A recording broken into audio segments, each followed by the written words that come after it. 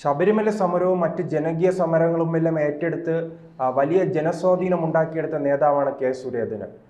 അതിനുശേഷം അദ്ദേഹം BJP-യുടെ പ്രസിഡന്റായി വന്നപ്പോൾ BJP അണികളും ഈ BJP-യെ സ്നേഹിക്കുന്നവരെല്ലാം വലിയ പ്രതീക്ഷയിലായിരുന്നു. പക്ഷേ അദ്ദേഹത്തിനെതിരെ പിന്നീട് ഉണ്ടായത് പല വിവാദങ്ങൾ ഉണ്ടായിട്ടുണ്ട്. അതെല്ലാം വലിയ തിരിച്ചടിയായിരുന്നു അദ്ദേഹത്തിൻ്റെ രാഷ്ട്രീയ ജീവിതത്തിൽ തന്നെ ഉണ്ടാക്കിയത്. പിന്നീട് ഇത് പാർട്ടിയിലെ നേതാക്കൾ തന്നെ തുടർച്ചയായി ഇത് ഏറ്റെടുക്കുന്നുണ്ട്. എന്തായാലും സന്ദീപ് വാര്യർ ഇപ്പോൾ പാർട്ടി വിട്ടിരിക്കുകയാണ്. അദ്ദേഹം ഈ കെ സുരേന്ദ്രനെതിരെ വലിയ വിമർശനം ഉന്നയിച്ചാണ് ഈ പാർട്ടി വിടുന്ന ഒരു സാഹചര്യം ഉണ്ടായത്.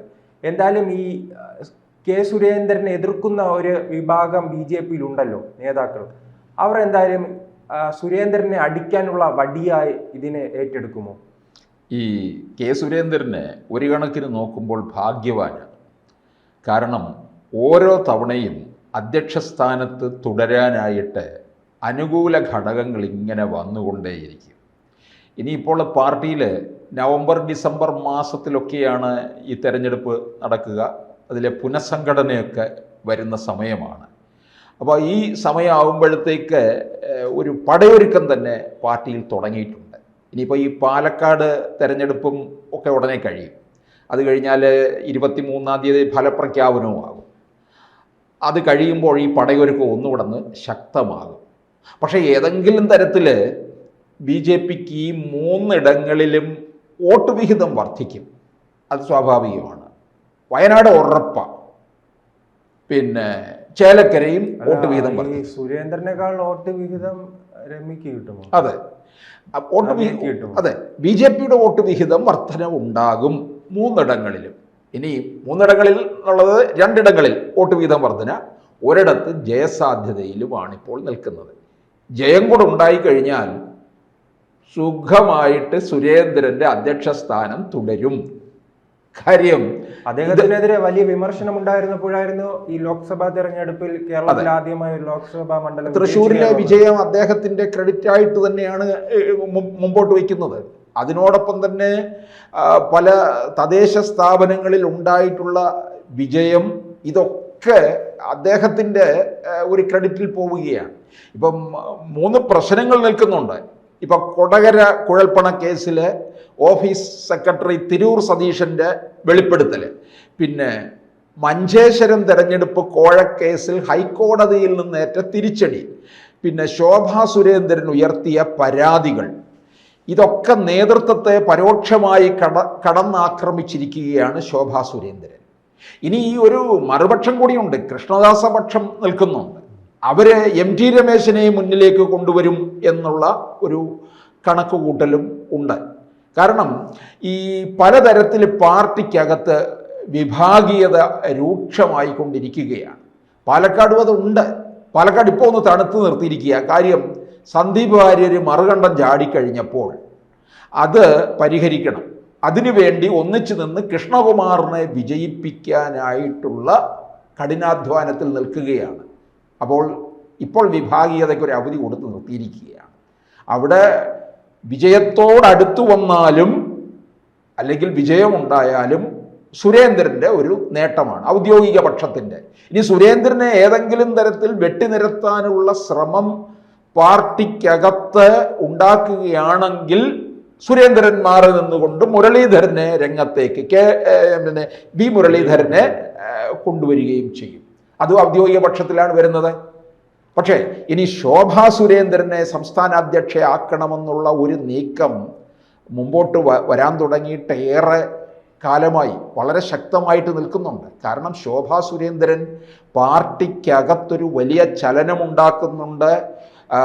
ഒരു മത്സരിച്ച ഇടങ്ങളിലെല്ലാം മാത്രമല്ലല്ലോ പുറത്തും വലിയ സ്വാധീനം ഉറപ്പിക്കാൻ പാർട്ടിക്കായി മത്സരിച്ച ഇടങ്ങളിലെല്ലാം വലിയൊരു ജനസമ്മതി നേടിയെടുക്കാൻ കഴിഞ്ഞിട്ടുണ്ട്.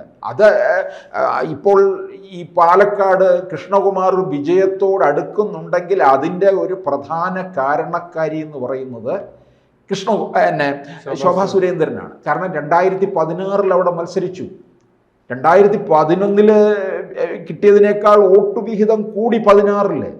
2016 ആ മണ്ഡലം മുഴുവൻ ഈ BJP സ്ഥാനാർത്ഥി ഓടി നടക്കുന്നത് കണ്ടു കഴിഞ്ഞാൽ അവര് പിന്നെ അതിശക്തമായിട്ട് മറ്റ് രണ്ട് മുന്നണികൾക്കും വെല്ലുവിളി ഉണ്ടാക്കി. 2016 ശോഭാ സുരേന്ദ്രനോടൊപ്പം ഞാൻ ആ മണ്ഡലത്തിലൊക്കെ പര്യടനം നടത്തിയതാണ്.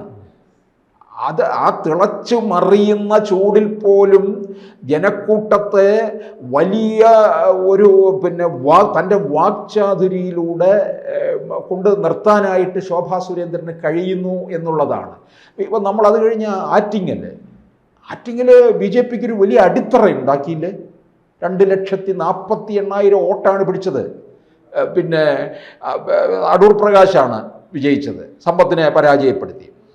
അത് കഴിഞ്ഞിട്ട് ഇക്കഴിഞ്ഞ ലോക്സഭാ തെരഞ്ഞെടുപ്പിൽ ബി ജെ പി കണ്ടിരുന്ന എ ക്ലാസ് മണ്ഡലങ്ങളൊക്കെ നമുക്കറിയാം. തിരുവനന്തപുരവും തൃശ്ശൂരും പാലക്കാട് ഇങ്ങനെ ചില മണ്ഡലങ്ങളാണ്. അതിനകത്ത് ആലപ്പുഴയൊന്നും അവർ കണക്ക് കൂട്ടിയിട്ടേ ഇല്ല. അങ്ങനെ ഒരു ജയസാധ്യത പോയിട്ട് വോട്ട് വർധനവ് ഉണ്ടാക്കാൻ കഴിയുന്ന ഇടം പോലും അല്ലാതിരുന്ന ആലപ്പുഴയ്ക്ക് ഇടതുപക്ഷത്തിന് വലിയ സ്വാധീനമുള്ള പ്രദേശമാണ്. അതെ, അവിടെ പോയി ആലപ്പുഴ മുഴുവൻ ആലപ്പുഴയാണ്. അതെ, വി എസ് പിന്നീട് മലമ്പുഴയിലേക്ക് പോയി മത്സരിക്കുകയും ചെയ്തു, പരാജയത്തിന്റെ. അപ്പൊ ഈ പിന്നെ അത്രയും ജനസമ്മതി അവിടെ ആലപ്പുഴയിൽ നേടിയെടുത്തു. ഈഴവ വോട്ടുകൾ മുഴുവൻ മറിഞ്ഞില്ലേ. അപ്പൊ അങ്ങനെ വന്നിട്ടുള്ള പിന്നെ അത് കഴിഞ്ഞിട്ട് ഇപ്പൊ അതുകൊണ്ടാണ് ഇവിടെ ആലപ്പുഴയിൽ 2,99,000 വോട്ട് പിടിച്ചു. പിന്നെ കെ സി വേണുഗോപാലിനൊക്കെ അതൊരു വലിയ ഭീഷണിയായി മാറി. CPM-കാർക്ക് വലിയ തകർച്ചയുണ്ടായി. എനിക്ക് CPM പരാജയത്തിന് കാരണം ചിലപ്പോൾ ഇതായിരിക്കും. അതെ.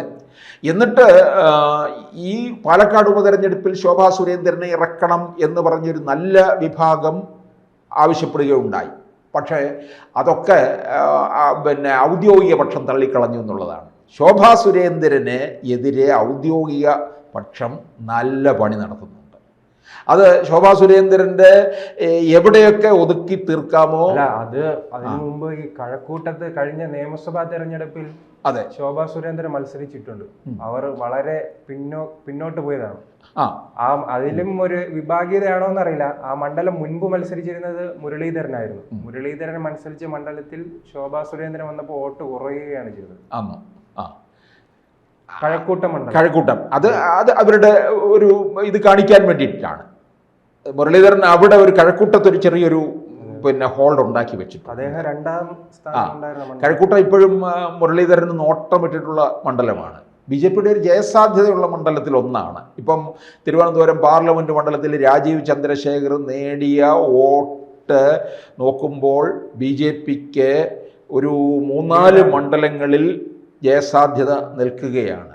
പിന്നെ കോർപ്പറേഷൻ ഭരണം BJPക്ക് കിട്ടുകയും ചെയ്യും. അത്തരത്തിലാണ് ഇത് പോകുന്നത്. അപ്പോൾ ഇതിന് മുമ്പോട്ട് പോകണമെന്നുണ്ടെങ്കിൽ അപ്പോൾ ഇതെല്ലാം ഓരോ തവണയും വോട്ട് വർധനവ് ഉണ്ടായിരിക്കുന്ന സ്ഥിതിക്ക് സുരേന്ദ്രൻ്റെ അനുകൂല ഘടകമായിട്ട് മാറും. പ്രത്യേകിച്ച് 25-ൽ ലോക്സഭാ തദ്ദേശ സ്ഥാപനങ്ങളിലേക്കുള്ള തെരഞ്ഞെടുപ്പ് നടക്കാൻ പോവുകയാണ്. ആ സാഹചര്യത്തിൽ ഇപ്പോൾ സംസ്ഥാനാധ്യക്ഷനെ ഇത്രയും ഒരു അനുകൂലമായ ഘടകം നിൽക്കുമ്പോൾ മാറ്റിയാൽ അത് തിരിച്ചടി ഉണ്ടാകും എന്ന് മനസ്സിലാക്കിക്കൊണ്ട് കേന്ദ്രം ഒരുപക്ഷെ സുരേന്ദ്രനെ തന്നെ നീട്ടാനുള്ള ശ്രമവും ഉണ്ടാകും. കാരണം 26-ൽ നിയമസഭാ തെരഞ്ഞെടുപ്പ് കൂടിയാണ്. അപ്പോൾ ഇതെല്ലാം ഒന്നിച്ച് വർക്കൗട്ട് ചെയ്ത് പോകേണ്ടതുണ്ട്. കാരണം ഇപ്പോഴത്തെ സാഹചര്യത്തിൽ കേരളത്തിലെ നിരവധി തദ്ദേശ സ്ഥാപനങ്ങളും കോർപ്പറേഷനുകൾ പോലും BJPക്ക് പിടിച്ചെടുക്കാൻ കഴിയും. പക്ഷേ BJPയിലുള്ള വിഭാഗീയത ഇനി എത്രത്തോളം മുറുകും എന്നുള്ളത് ഈ പാലക്കാട് ഉപതെരഞ്ഞെടുപ്പ് കഴിഞ്ഞതിന് ശേഷമേ നമുക്ക് ചിത്രം തെളിയും.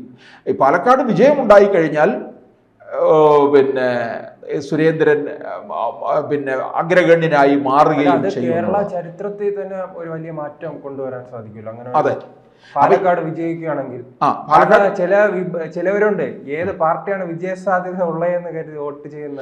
അത് എല്ലായിടങ്ങളിലും അങ്ങനെ ഒരു വോട്ടർമാരുണ്ടെന്നുള്ളതാണ്. എല്ലാ ഇടങ്ങളിലും എവിടെ ഇലക്ഷൻ നടക്കുന്നുണ്ടെങ്കിലും അത്തരത്തിലുള്ള ചിന്താഗതിയോടുകൂടി നിൽക്കുന്ന ആൾക്കാരുണ്ട്. അപ്പോൾ ഈ ഉപതെരഞ്ഞെടുപ്പ് കഴിയുമ്പോൾ BJPയിൽ മറ്റു ചില പൊട്ടിത്തെറി കൂടി പ്രതീക്ഷിക്കാം.